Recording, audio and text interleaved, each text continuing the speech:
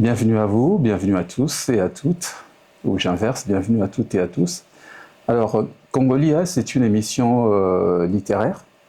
C'est vrai, ça paraît un petit peu lourd, dit comme ça, mais vous allez vous rendre compte que nous allons aborder l'histoire de la littérature congolaise, mais surtout, on va parler des auteurs congolais, parce que jusqu'à présent, on a toujours cru que le Congolais n'avait pas écrit, en tout cas à l'époque de la colonie, et ni que jusqu'à aujourd'hui, nous nous intéressons à la littérature, du moins pour produire des écrivains.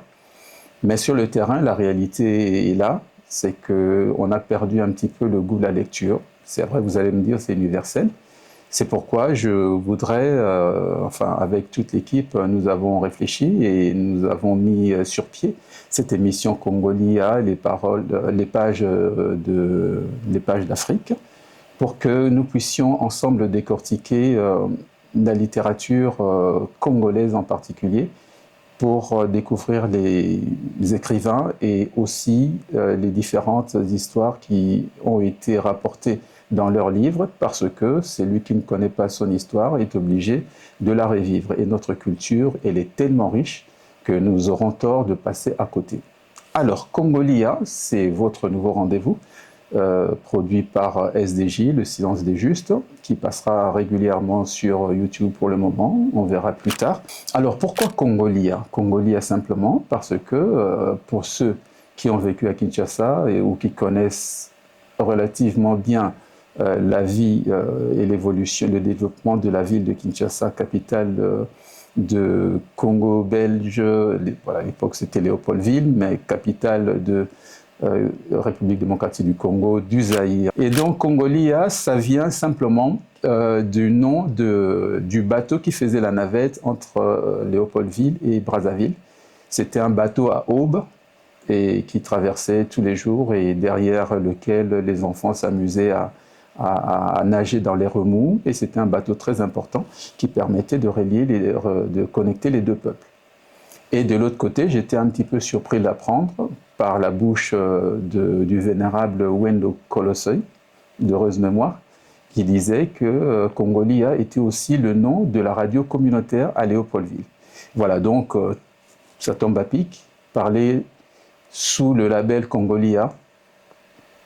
Je crois que c'est un titre qui est bien nommé pour pouvoir ensemble nous connecter tout simplement en tant que peuple, et puis d'autre part partager les nouvelles de notre société ou de nos différentes sociétés à travers des documents qui ont été écrits par des témoins.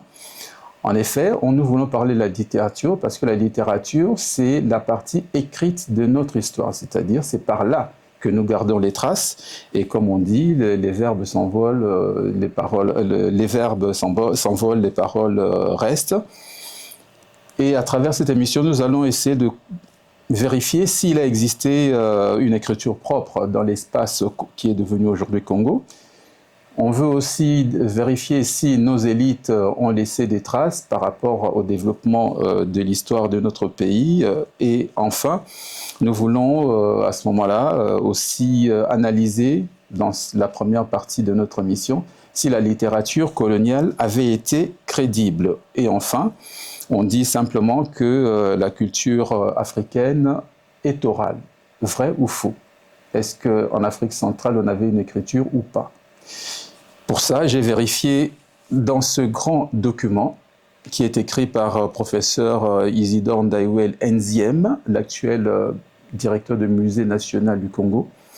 Je suis au regret de dire que même si je n'ai pas approfondi la question, je ne trouve pas de traces de notre écriture.